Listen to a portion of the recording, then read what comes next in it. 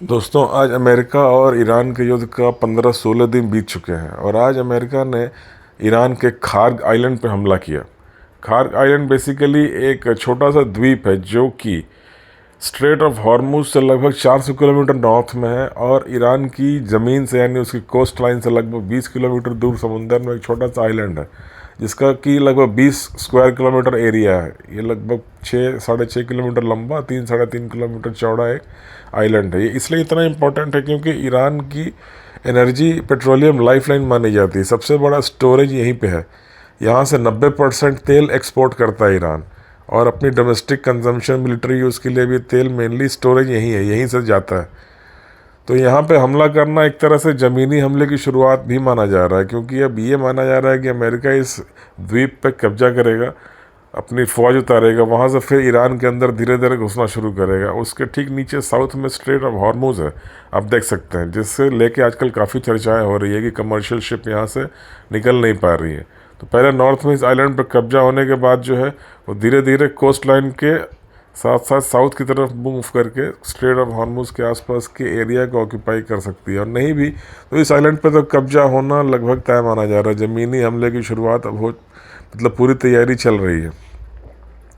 सुन के अजीब सा लगता है, लोग कहेंगे कि इतना आसान नहीं है ज़मीन पर उतर के लड़ना, लेकिन जिन्होंने भी गल्फ़ वॉर फर्स्ट देखा होगा, सद्दाम हुसैन के अगेंस्ट इराक में जो हुआ था आज से 20-25 साल पहले, तो उस समय भी यही कहा जाता था कि हवाई जहाज़ से जितने बम गिरा लो, रेगिस्तान में उतर के सद्दाम हुसैन की फ़ौज के सामने लड़ना अमेरिकन लोगों के बस की बात नहीं है, ऐसा है वैसा है। पर हुआ क्या, बिल्कुल इसी तरह से 1-1.5 महीने तक लगातार पहले हवाई हमले हुए, मिसाइलों से हमले हुए अमेरिका की तरफ से, और उसके बाद फिर आमने सामने ज़मीन पे हमले शुरू हुए रेगिस्तान में।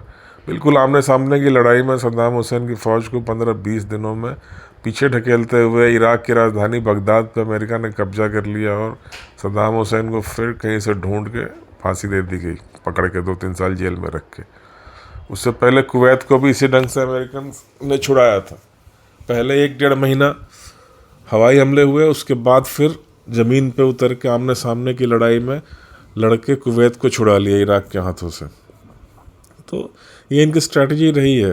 अफ़गानिस्तान वॉर अगर याद होगा, 9/11 जब हमले हुए थे अमेरिका के ट्विन टावर्स पर, उसके बाद पूरे अफ़गानिस्तान में लोग कहते थे ये यहाँ कब्रिस्तान बन जाता है, जो भी अफ़गानिस्तान पे हमला करता है काबुल पर कब्जा नहीं हो सकता। पर हुआ वही, 1-1.5 महीना हवाई हमले होते रहे। फिर लोग कहते थे कि अफ़गानिस्तान में ज़मीन पर उतर के लड़ना असंभव है, कोई जीत नहीं पाया। लेकिन 20 साल तक पूरे अफ़गानिस्तान पर कब्जा करके रखा था अमेरिका ने। यही डोनाल्ड ट्रंप के आने के बाद अभी 2-3 साल पहले अमेरिका ने छोड़ दिया अपनी मर्जी से 20 साल के बाद, क्योंकि वहाँ अफ़गानिस्तान में पत्थर के अलावा कुछ भी नहीं है।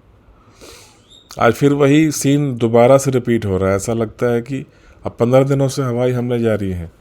लोग कहते हैं कि हवाई हमले से क्या होगा, उसकी तरफ से भी ड्रोन अटैक हो रहा है, लेकिन आप ऐसा लगता है कि अब खार्ग आइलैंड पर कब्जा करने के बाद धीरे धीरे जो है ज़मीनी हमले की शुरुआत होगी। अभी नहीं तो 15-20 दिन के बाद, 15 दिन हवाई हमले हो चुके हैं, 15 दिन 1 महीना और हो जाए, उसके बाद ज़मीनी हमले शुरू होंगे और इराक की जो भी ऑयल फील्ड्स वगैरह है जहाँ से पेट्रोलियम एक्सपोर्ट होता है, उन जगहों पर कब्जा करके बाकी जो ईरान की एक्चुअल रिपब्लिकन गार्ड आर्मी है उसे जहाँ तहाँ पहाड़ों में पीछे की तरफ ढकेल दिया जा सकता है, जहाँ से हाँ एक गुरिल्ला वॉरफेयर चलता रहेगा 10-20-50 साल।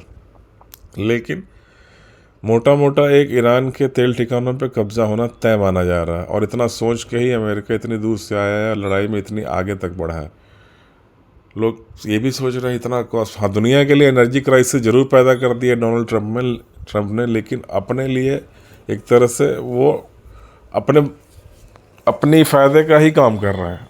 देखिए, ईरान पे हमला करने से पहले वेनेजुएला पे कब्जा कर लिया, यानी कि दुनिया का, शायद आपको पता होगा, सबसे अधिक जो पेट्रोलियम रिज़र्व है वो है वेनेजुएला के पास, जो कि पूरे दुनिया का लगभग 17% तेल उसी के पास है।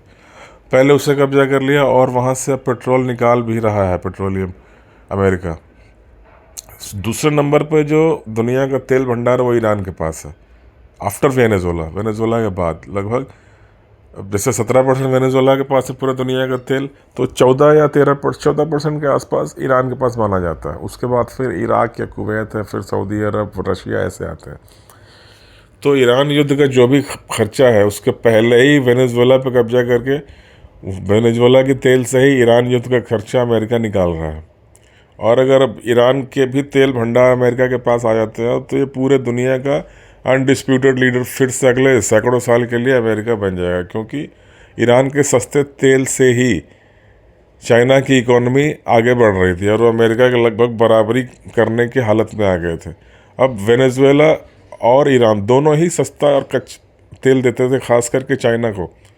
और उस अमेरिका का सबसे बड़ा जो इसमें टारगेट है वो चाइना है, इंडिया वगैरह नहीं है, रशिया वगैरह नहीं है, क्योंकि रशिया इकोनॉमिक रेस में वैसे भी नहीं है। इंडिया है लेकिन अभी अमेरिका से बहुत पीछे है, और अमेरिकन कंपनीज़ के लिए भी हम काम करते हैं। लेकिन हाँ, चाइना है वो एक अलग पावर है, उसका अपना व्हाट्सएप है, उसका अपना इंस्टाग्राम है, उसका अपना इंटरनेट है, और उसकी अपनी एक कंट्रोल्ड कम्युनिस्ट इकोनॉमी है। चीप लेबर उसके पास है, क्योंकि वहाँ डिक्टेटरशिप है, तो ज़रूरी नहीं है कि वो सैलरी दे अपने लोगों को, ज़बरदस्ती भी काम करवाते हैं अपने कैदियों से।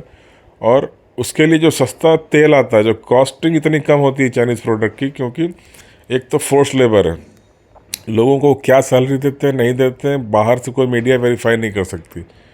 ज़बरदस्ती किसी की भी ज़मीन वहाँ पे सरकार ले सकती है, ब्रिज, रोड, रेलवे स्टेशन और एयरपोर्ट डेवलपमेंट में कोई काम कर सकती है।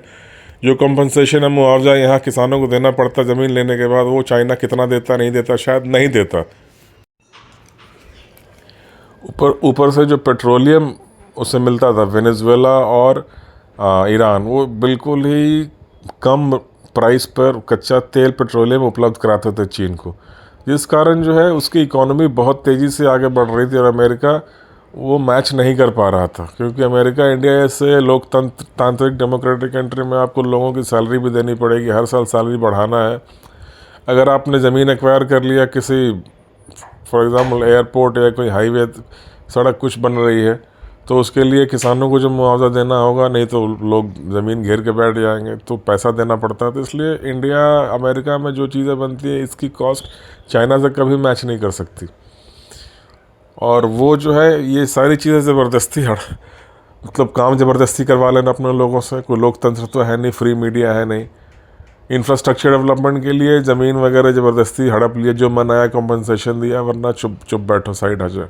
तेल सस्ते में मिलता था ईरान से, तो और कुछ नहीं हो सकता। तो वेनेजुएला और ईरान पे कब्जा करके, खासकर चाइना का जो एक कम रेट पे फ्यूल मिलता था, उससे अमेरिका कंट्रोल करेगा और मन मुताबिक टैरिफ लगा के महंगा तेल भेजेगा, ताकि चाइना का खजाना खाली हो और वो अमेरिका के इकोनॉमी को टक्कर ना दे पाए भविष्य में आने वाले सैकड़ों साल तक। असल गेम प्लान ये है लंबे दौर में। हाँ, इसका खामियाजा वैसे पूरी दुनिया को अभी तो भुगतना पड़ रहा है जब तक, लेकिन ये टेम्प्रेरी संकट है। लेकिन हाँ, इसके बाद अमेरिका जो प्राइस तय करेगा दुनिया के पेट्रोलियम बाज़ार में, उसी पे सबको ख़रीदना पड़ेगा। एक तरह की अमेरिकन डोमिनेंस का एक नया दौर शुरू होने जा रहा है। तो संभावना तो पूरी है ज़मीनी युद्ध स्टार्ट होने की, और होगा इसका अंजाम वही जैसा कि लगता है कि जो सद्दाम हुसैन के केस में हुआ था। पहले 1-1.5 महीना हवाई हमला, उसके बाद ज़मीनी युद्ध, अंत में बगदाद पे कब्जा, सद्दाम हुसैन बाहर मारे गए। ईरान का भी लगभग वही होना है। आज हो, 15 दिन बाद हो, 1 महीने बाद हो, 2 महीने, 3 महीने, 4 महीने, जितना समय लग जाए। तो यदि मेरा वीडियो अच्छा लगा, आपके भी अगर इस पर कोई विचार है, तो प्लीज़ कमेंट में ज़रूर लिखिए। हम किसी भी तरह से युद्ध का समर्थन नहीं करते, ना डोनाल्ड ट्रंप के पक्ष में बोल रहे हैं, ना ईरान की तरफ से बोल रहे हैं। लेकिन जो बात सामने नज़र आ रही है उस पर एक राय है हमारी कामना यही है, युद्ध जल्दी से जल्दी समाप्त हो। इसका एक संकट, अब जैसे कि इंडिया में भी गैस की किल्लत, ये सब असर दिखने लगा है। फिर भी जैसे तैसे करके लोग मैनेज करते हैं, दुनिया की हर कंट्री कर ही रही होगी इस समय। तो हम फिर उम्मीद करते हैं कि ये संकट जल्द से जल्द समाप्त हो। और मेरे वीडियो को प्लीज़ लाइक, चैनल को सब्सक्राइब कीजिए। मेरे 989 सब्सक्राइबर हो चुके हैं, मात्र 11 सब्सक्राइबर और चाहिए 1000 सब्सक्राइबर पूरा होने के लिए। तो फिर से अनुरोध है कि मेरे वीडियो को लाइक, सब्सक्राइब और शेयर अवश्य करें। बहुत बहुत धन्यवाद।